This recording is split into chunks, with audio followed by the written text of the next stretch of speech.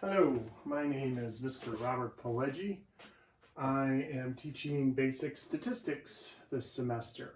I've been at MATC, an instructor at MATC for 8 years full-time now. I've been teaching mathematics for 31 years.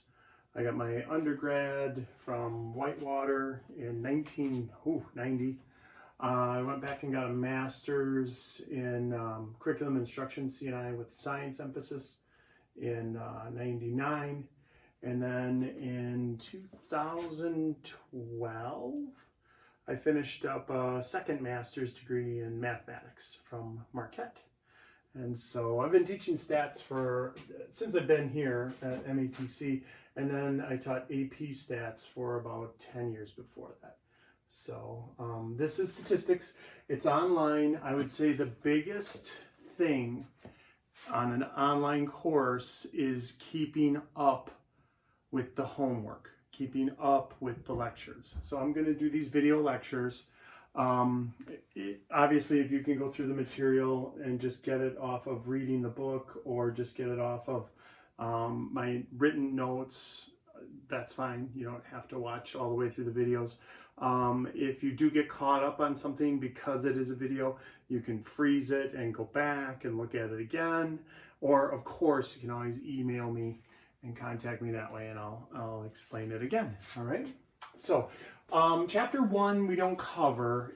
We're just going to do a quick overview. Really, all chapter 1 is in this book is a bunch of terminology. And so since the tests online this semester are going to be open book, terminology test is kind of silly because you could just, write down the answers from your notes. All right. So, my TA, you may have noticed, is C3PO. Me and my son 5 years back got into a weird hobby building life-size prop replicas from the movie Star Wars. So we built R2-D2, we built C3PO, and we built a little BB-8 model. And we take them to Children's Hospital a couple of times a year. So the kids, well, they still get a kick out of it. Pretty soon they're not going to know who he is. So, all right. So basic statistics, chapter 1, terms. So first we're going to start with terms. Well, statistics, that's a good first term. It is the science of data analysis.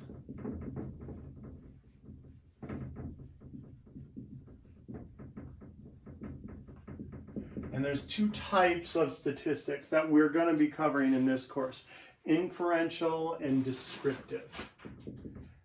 So inferential and descriptive. We're actually going to do descriptive first. We're going to be covering descriptive statistics in chapter 2 and 3. Inferential, that's when you make inferences about a population based on a sample. And those are going to be in the later chapters. We'll talk about inferential statistics. So descriptive statistics is just what it sounds like. You're describing. It describes data sets. All right. So we have a variable that's just a character or an attribute.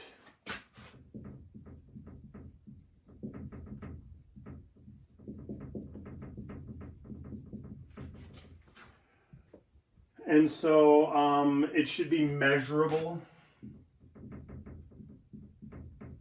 the variable, and it's usually changing values.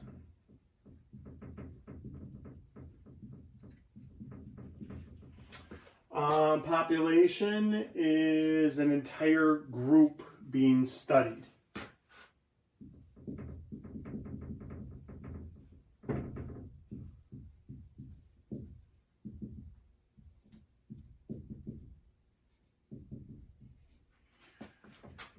And if you want to do an entire gather data on the population entirely, that's called a census. So that's something that we're aware of, right? The census is 2020 census. Fill in your census if you didn't do that already. All right. And then sample. This is usually what we're working with. It's a group selected from a population.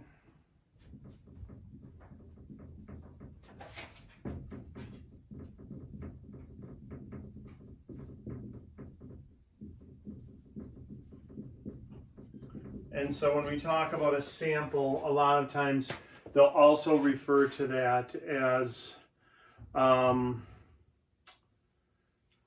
am I here? A subset of the population.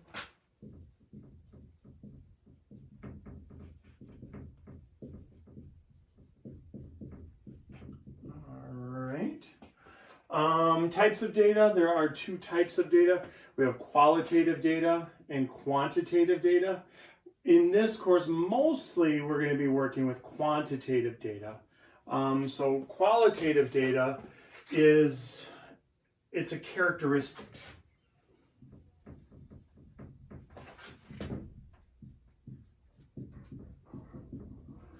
So when we talk about qualitative data, that could be eye color, or that could be blood type. So it's not numeric. You don't say, oh, your eyes are blue, so you're number 1 or something like that. So it's a characteristic. Qualitative data is characteristic. Quantitative data, that's something that can be quantified, that's measurable or countable.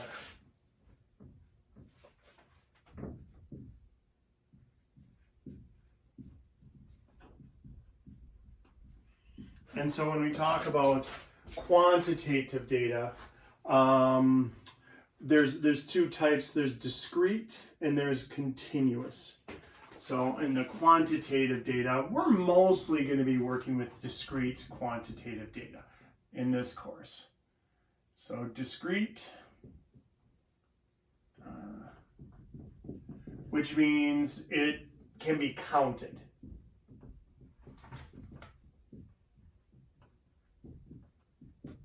And if we say the quantitative data, it's measurable, there's continuous, and that can be measured.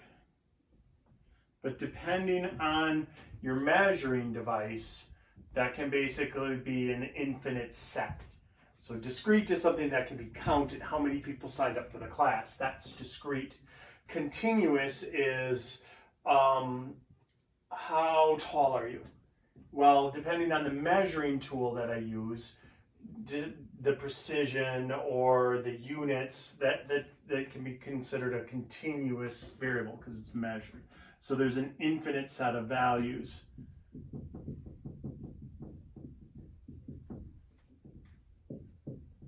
Time is like that too. Time is usually a continuous because depending on how you measure time, with like what degree of accuracy, it's considered a continuous quantitative variable. All right, so let me check and make sure that you can read that.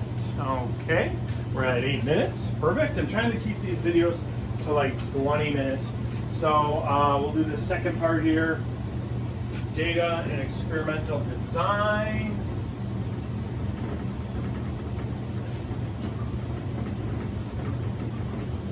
I'm going to use my different ways. That one doesn't really work much better, does it?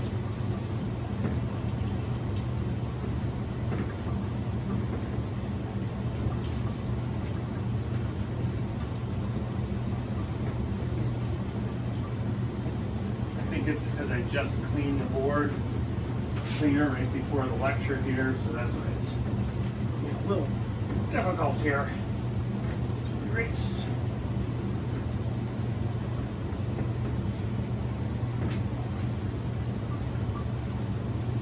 Okay, so let's look at the rest of the terms from chapter 1. We got to see data collection and sampling techniques.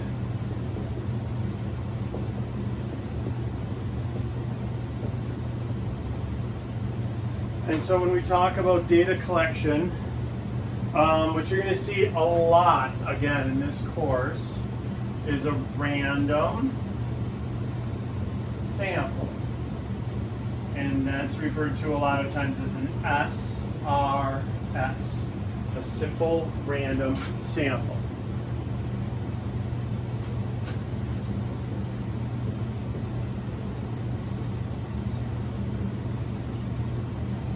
That's usually what we're after as an SRS.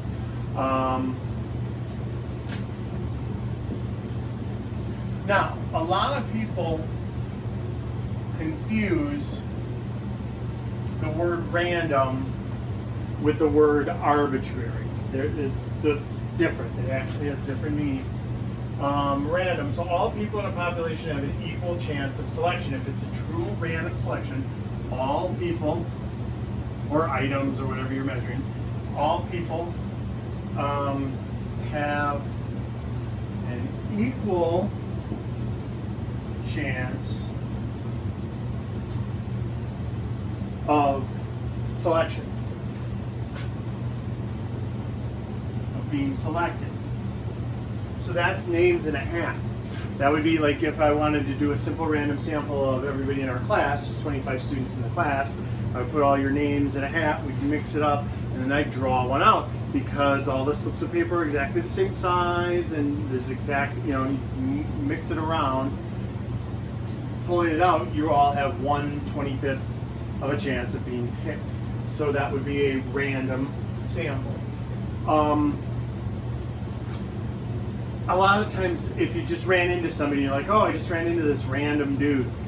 That wasn't probably a random dude. There wasn't like an equally likely chance that you maybe ran into somebody from your old high school or something. It's arbitrary. It didn't really have any rhyme or reason. That's arbitrary.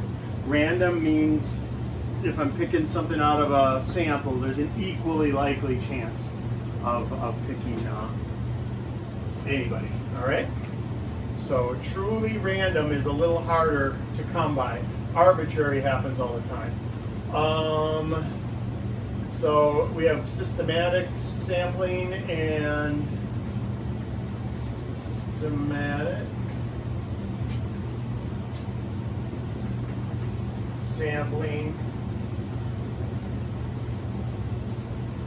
That's like if you were selected by every fourth person or something, we'll call it K being every second person, every third person, every fourth person in the class. That would be a systematic sampling method, where K is a number.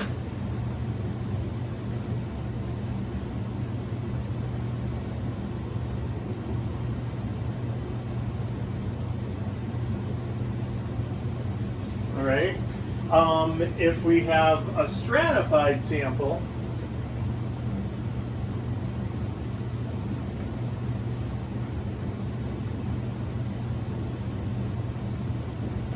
and again, if you've ever filled out the registration online for something that you purchased, or even those cards that you send in, it divides populations into subgroups, and people random sample of a subgroup. So the population gets divided into a subgroup.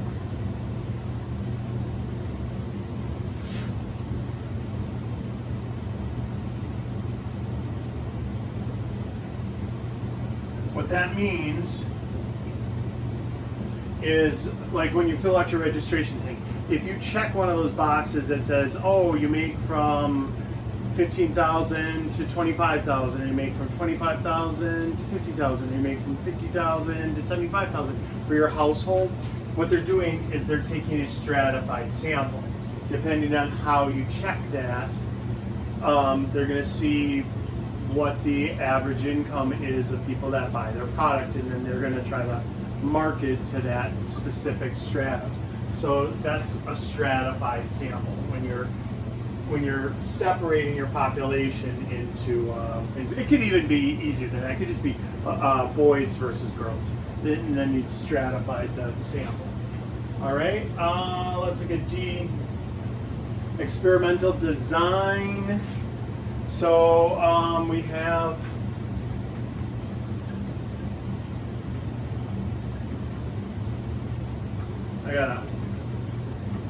before the next video, I have to secure my board a little better here. All right, so we have experimental design. There's observational studies, experimental studies, And within there, a lot of times, sometimes we'll run into a confounding variable. So an experimental design, two types of design. An observational study isn't really an experiment.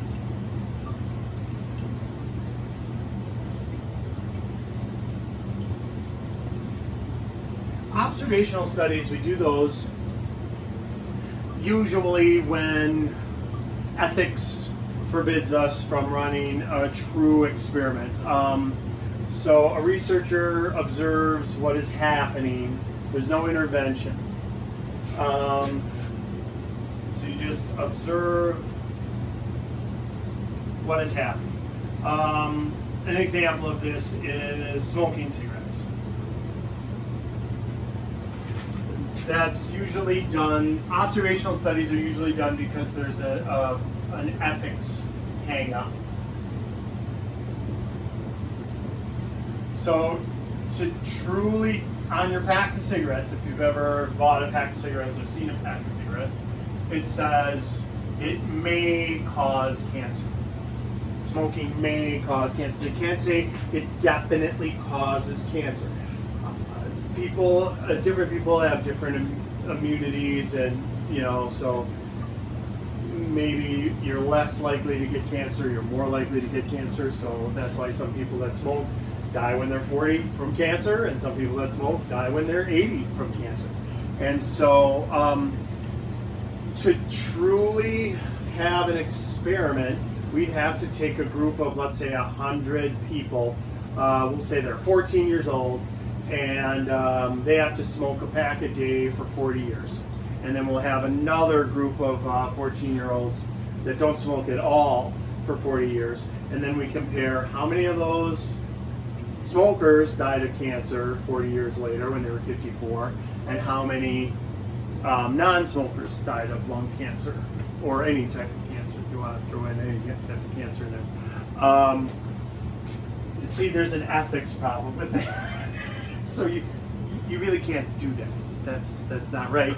And so we have observational studies. So they find somebody who started smoking when they're 14 years old, and now they're 50, and they check to see if they have cancer, or they backtrack and say, on your hospital report, you put down you smoked for 20 years, and things like that. That's observational, though. There's a lot of other stuff that goes on. A lot of people that smoke also do other things that are unhealthy. They might not eat a lot of salads or get a lot of exercise or stuff like that. That also helps to stave off cancer. So that's why we kind of stuck with observational studies. It's usually an ethics problem. Then we have an experimental study. A good experiment usually uses a control group, and that's what I described with the smokers and the non-smokers. The non-smokers would be the control group. So experimental study, that's research manipulates a variable using tested subjects. So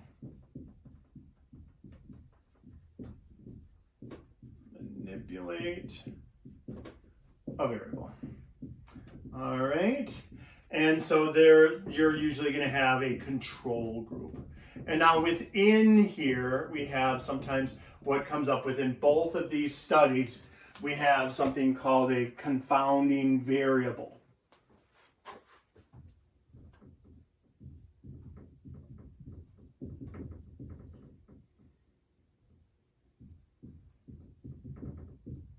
And a confounding variable is something you didn't think of that explains usually both things. And so a confounding variable, it would influence the outcome.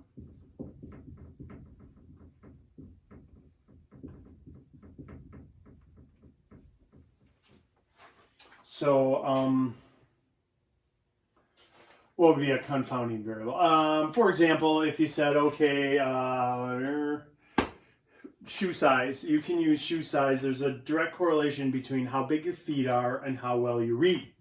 Your reading scores from kindergarten to 10th grade. If you look at reading scores from kindergarten to 10th grade, and you look at shoe sizes from kindergarten to 10th grade, and you match those up, the bigger the shoe size, usually the better the reading score.